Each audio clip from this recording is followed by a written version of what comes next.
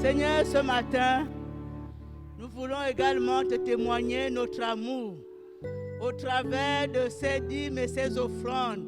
Oh Seigneur, accepte-les et multiplie-les pour l'avancement de ton œuvre. Sois béni, Père, au nom de Jésus. Amen.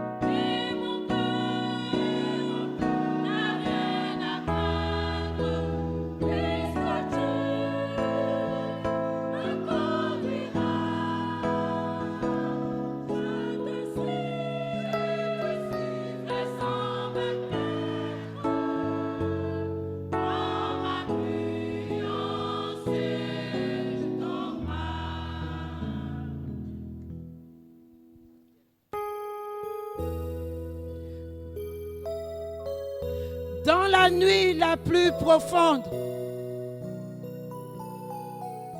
quand Satan veut m'assaillir, quand l'orage au désert gronde, oui, ton bras vient me secourir.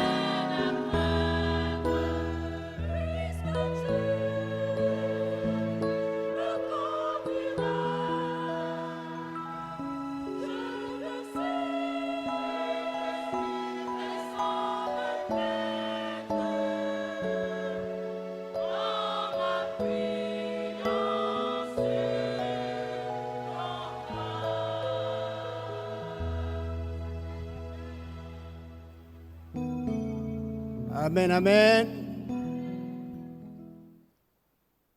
Nous allons ensemble examiner, écouter et examiner la parole de Dieu. Nous sommes ce matin dans le livre d'Ézéchiel, chapitre 47. Ézéchiel 47,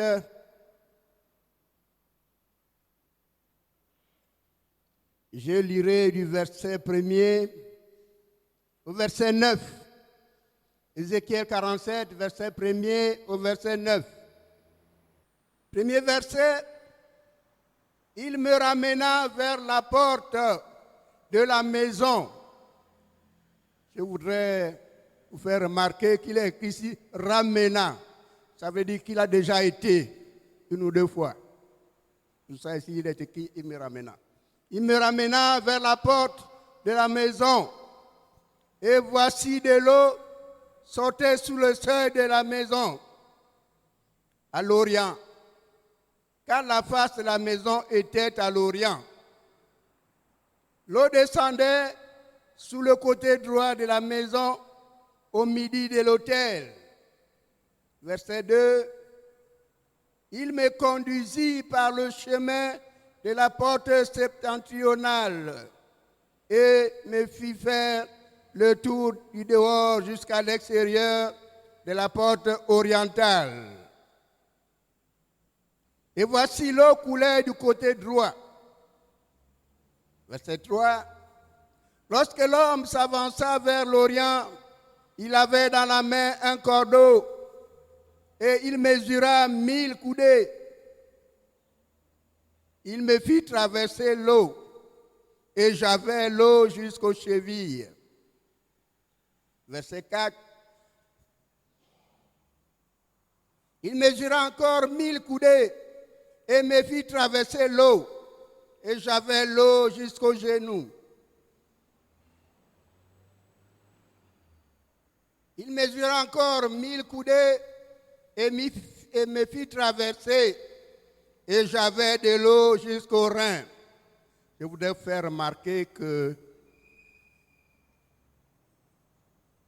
ce qui est écrit là par Ézéchiel, il dit qu'il me fit traverser. Il me fit, ça veut dire qu'il n'a pas traversé de lui-même. Il y a quelqu'un qui était là pour le faire traverser. Comme la sœur Chantal venait de dire, nous ne dépendons pas de nous-mêmes, mais nous dépendons de Dieu. Alléluia.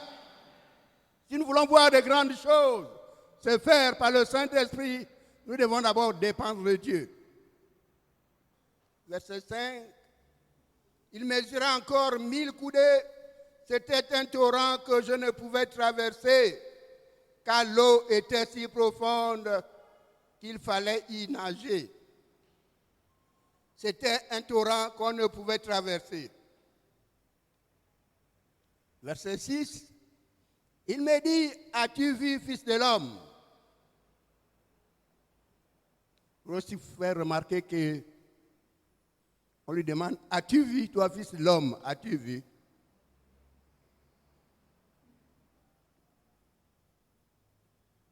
Il me ramena au bord du torrent.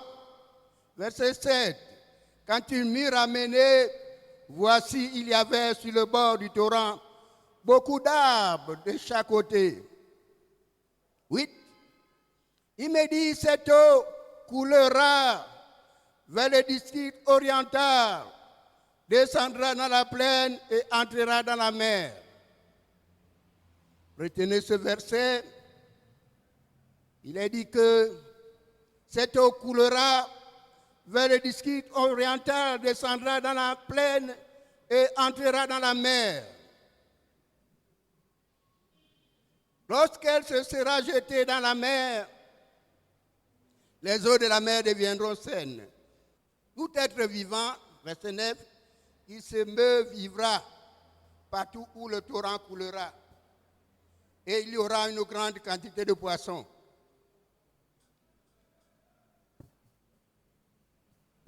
Car là où cette eau arrivera, les eaux deviendront saines et tout vivra partout où parviendra le torrent. Amen.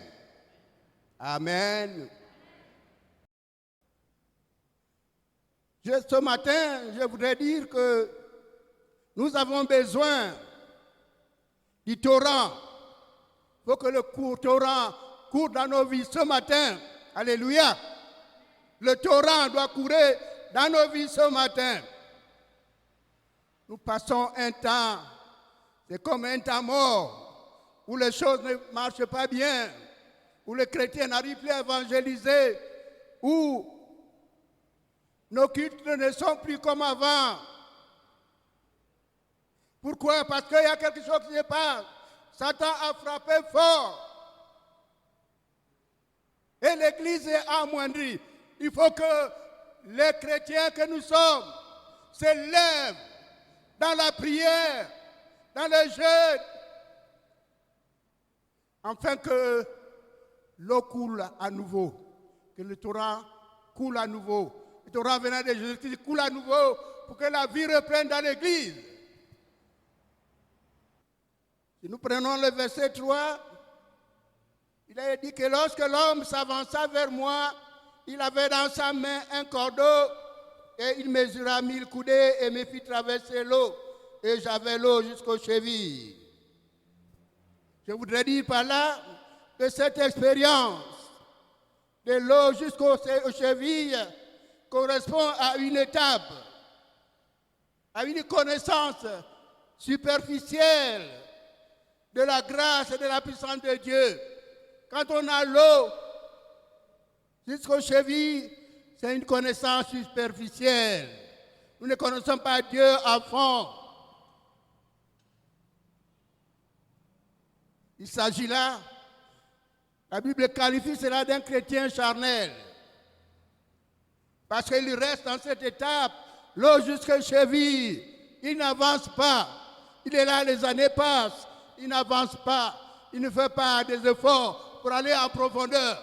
C'est un chrétien charnel.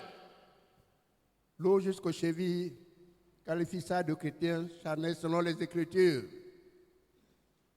Notez Romains chapitre 8.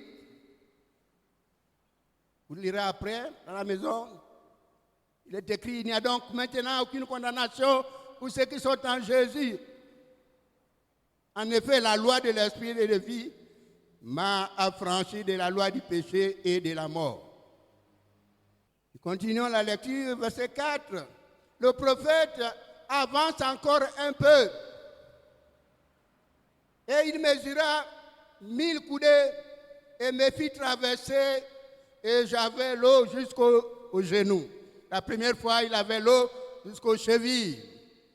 La Bible qualifie ça de chrétien charnel qui n'avance pas. Deuxième étape, c'est qu'il a avancé et l'eau est arrivée aux genoux. L'eau aux genoux veut dire que ce chrétien n'a pas atteint encore la marche de l'esprit. Il n'a pas atteint encore la marche de l'esprit. Il a l'eau jusqu'aux genoux.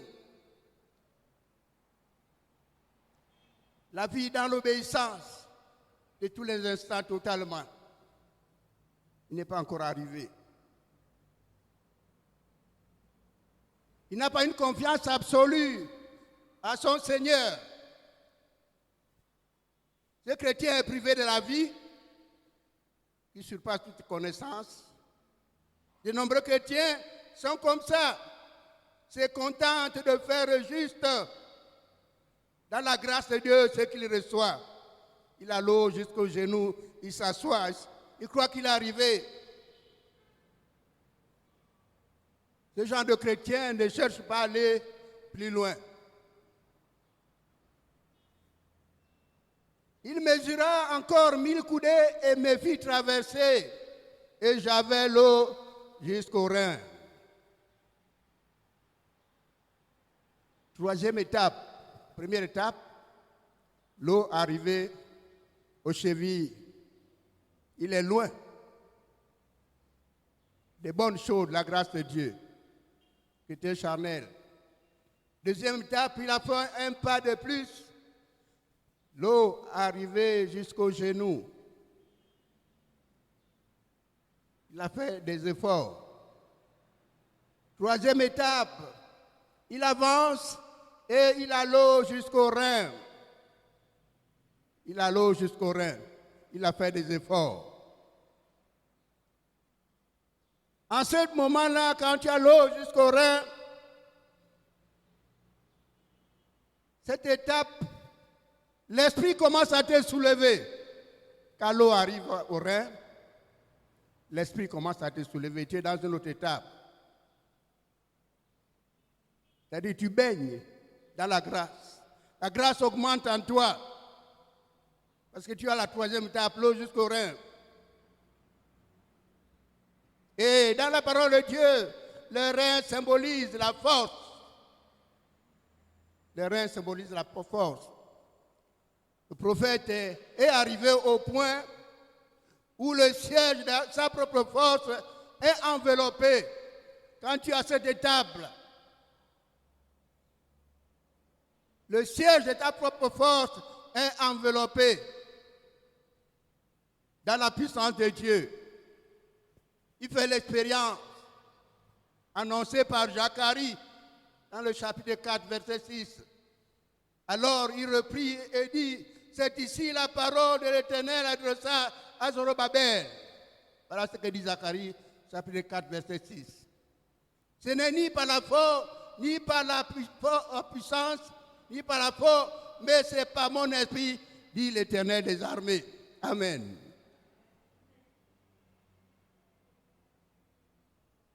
Ce n'est pas le désir humain d'Ézéchiel d'accomplir quelque chose pour Dieu, mais sa soumission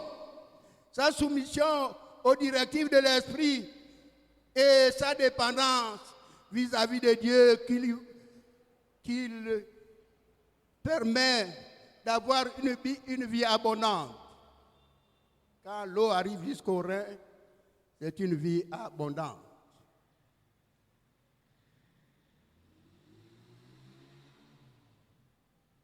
Verset 5, il mesura encore 1000 coudées. C'était un torrent que je ne pouvais traverser, car l'eau était si profonde qu'il fallait y nager.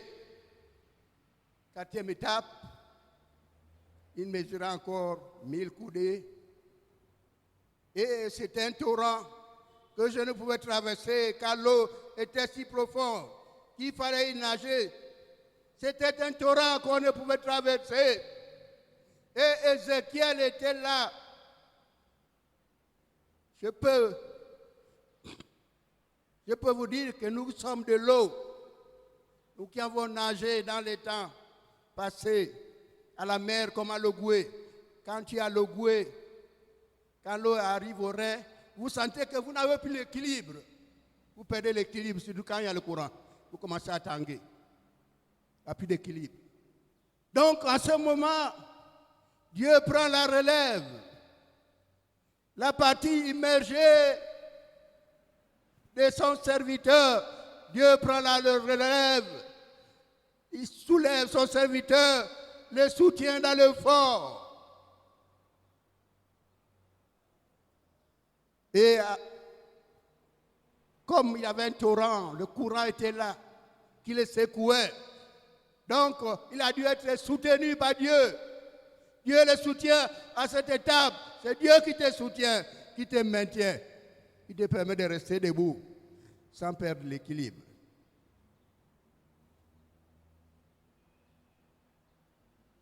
Je voudrais dire que Dieu nous aide ce matin, chacun de nous.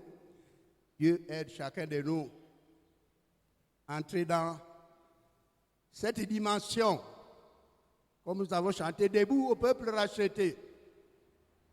Que le peuple se lève, s'approprie ces choses, ces qualités, arrive à ce niveau, qu'il se lève, afin de pouvoir partager ce qu'il aura reçu avec son entourage. Nous passons au verset 6.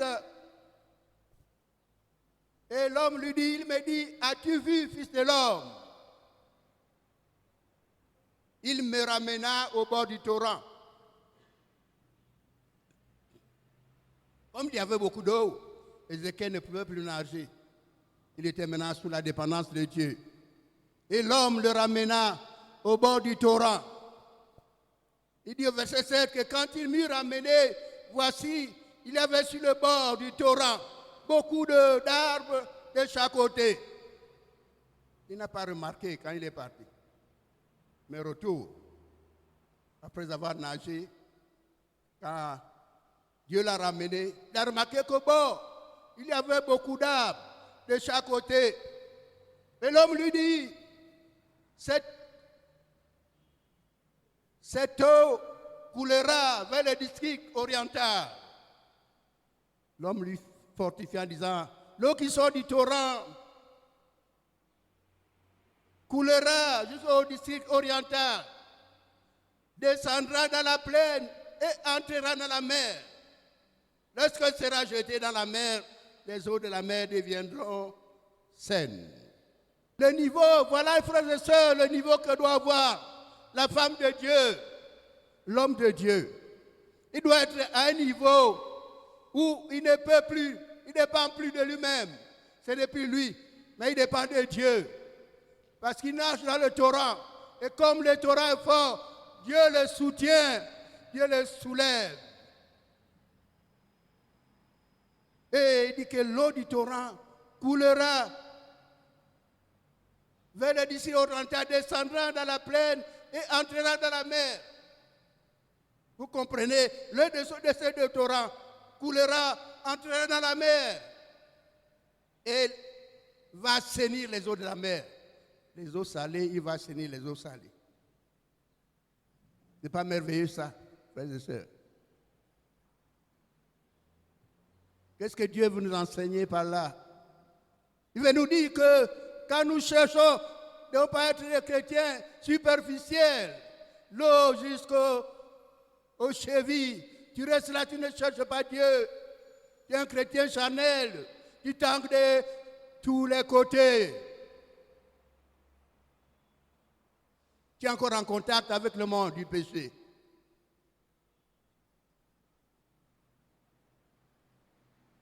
Verset 9, il ajoute que tout être vivant qui se meut vivra, partout le torrent coulera. C'est-à-dire que si je devenais un torrent, si l'Esprit de Dieu est à moi, m'a rempli, que je nage dans le torrent de Dieu, partout je passerai, ne fût-ce que ma présence, mon langage impactera mon entourage. L'eau coulera jusqu'à la mer, va assainir de la mer. Tout être vivant qui se meut vivra, partout le torrent coulera. Je suis devenu un torrent, partout je passe.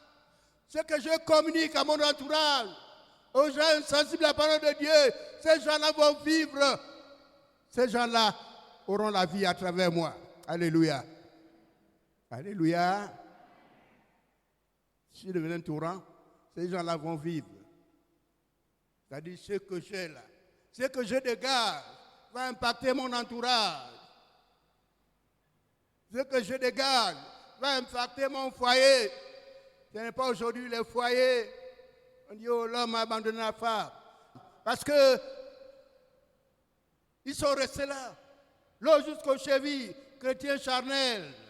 Et les choses de la terre sont venus influencer. Quand je suis venu un torrent, j'impacte. Parce qu'il y a un courant de l'esprit à moi. Le torrent amène un courant. Il y a un courant de l'esprit à moi. Il y a un champ magnétique dans ma vie. Ce champ magnétique-là transmet les âmes qui sont à mes côtés. À mon lieu de travail. Alléluia. Alléluia. Est-ce que vous suivez le message? Dieu veut que je devienne un torrent ce matin. Frère, Dieu veut que tu deviennes un torrent. Tu deviennes un champ magnétique, un champ électrique qui bombarde, qui transmet les âmes. Partout cette eau coulera, il y aura de la vie. L'eau salée sera changeant à l'eau douce. Les poissons vivront ne parlons pas de poissons, nous parlons des âmes. C'est-à-dire que les âmes vivront. Si ce sont les poissons chez nous sont comparés aux âmes. Les âmes vont vivre parce que j'ai la vie. Je partage la vie avec les autres.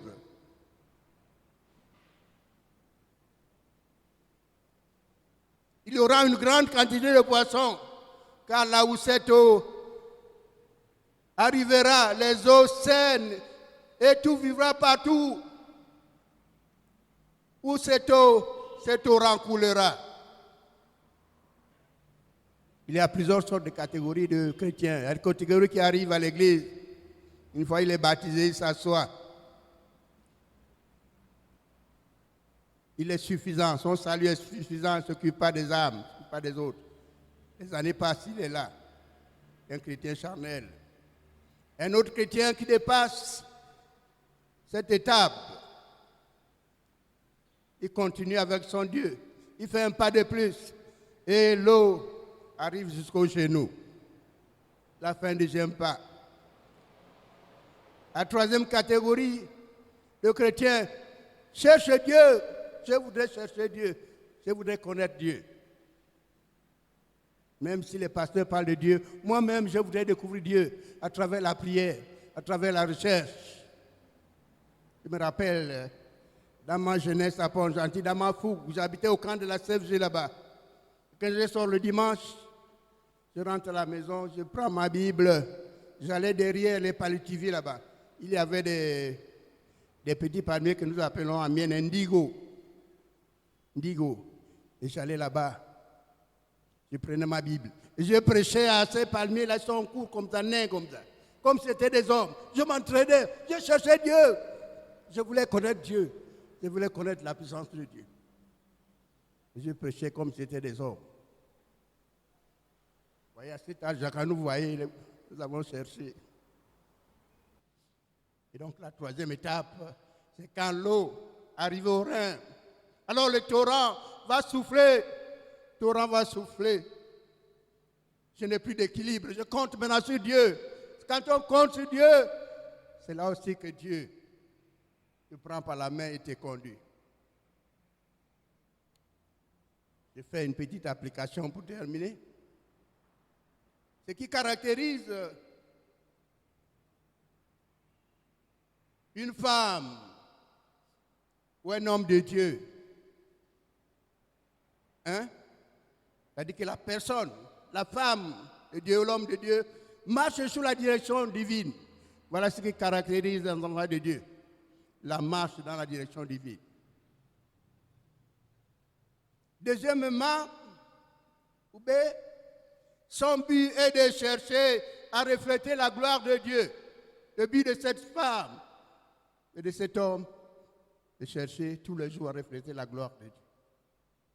C'est à ce moment que Dieu travaille. Frères et sœurs, que Dieu nous aide ce matin à travers ces quelques paroles, qui nous aident à chercher la face de Dieu, qui nous aident à nous mettre dans le jeûne et la prière, afin que la gloire de Dieu éclate dans ma vie, éclate dans l'Église. Amen.